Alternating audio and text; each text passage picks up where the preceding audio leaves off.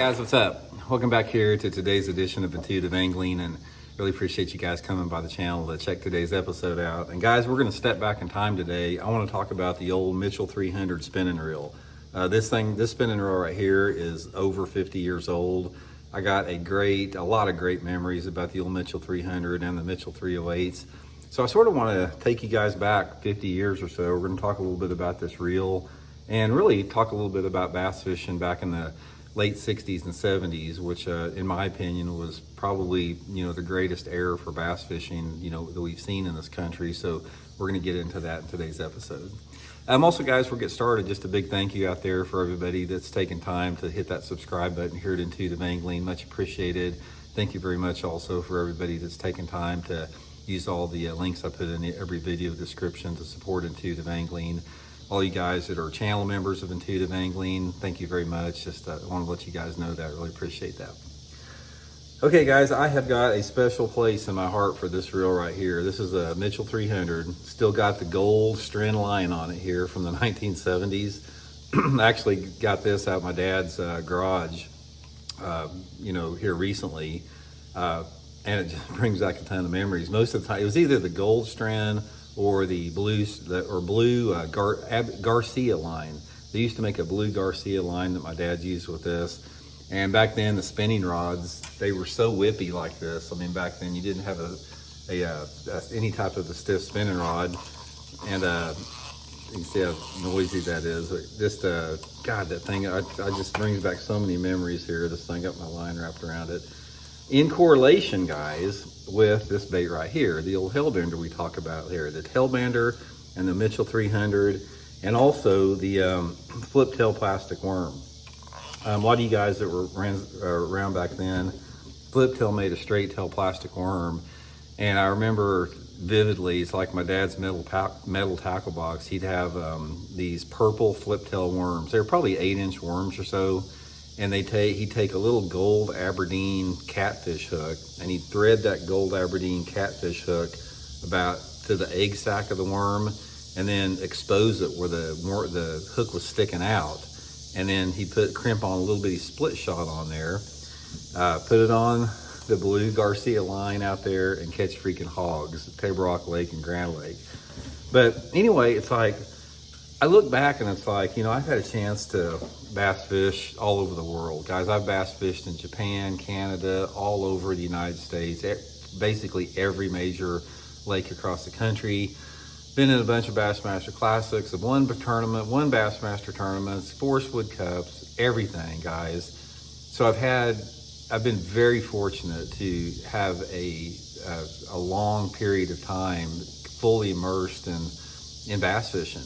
But nothing that I've done in the sport, nothing that know where I fish, no time frame, nothing I've experienced in the tournaments, including almost winning the Bassmaster Classic, compares to my memories of this right here, Mitchell 300, Hellbender, flip tail plastic worm. And that's one of the things that I sort of like to stress on my videos here. It's like, don't ever get to the point where you underestimate the value of simplicity in fishing. It's like when you're old and you're decrepit and you're all, ready to check out from life here on planet Earth, you're going to look back and you're not going to remember those times of freaking shaking a minnow, the forward-facing minnow on your live scope. It's the times when you connect at a very pure, basic level in your fishing, and those are the simplest times. So the simplest times for me was back in the late 60s and early 70s when Dad would take me fishing in our 16-foot Starcraft V-bottom. We had a 28-horse Evinrude on it and a Silver Troll trolling motor on the back of the boat, no depth finders whatsoever, and just went fishing. Those memories are more powerful than anything out there. So it got me thinking a little bit about fishing in general, about what people want out of fishing and what people can expect out of fishing, and the things that fishing brings to most people that nothing else in life we can offer. And just keep it simple, man. Enjoy the fact that you're out there. Enjoy the wind in your face, the rain in your face, and the sun in your face. Enjoy fishing with friends that you have out there.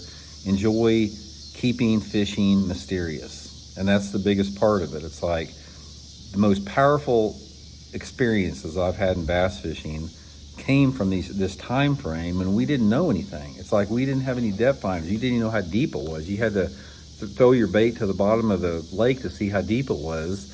And those simple pleasures and the mystery and the magic of bass fishing is what is so powerful. It's therapeutic is what it is. And it's like I have fished with so many different people throughout the years, and I've seen how powerful the therapy is and the healing effects mentally, emotionally, spiritually, psychologically on people.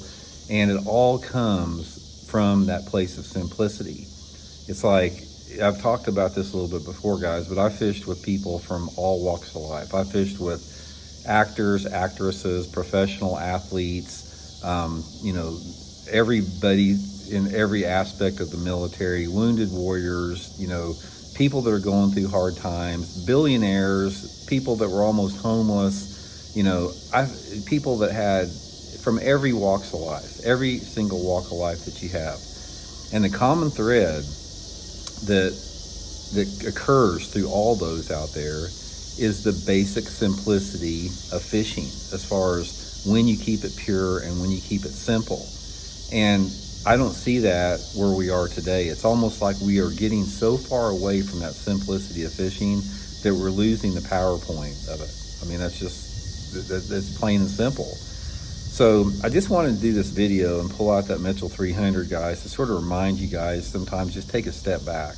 Don't get caught up in the rat race of technology. Don't get caught up, just in catching. Try to absorb fishing for everything that it is. Because one of the things about fishing, it's like you will find as you get older, you may not be there now because you change throughout phases of your life and periods of your life.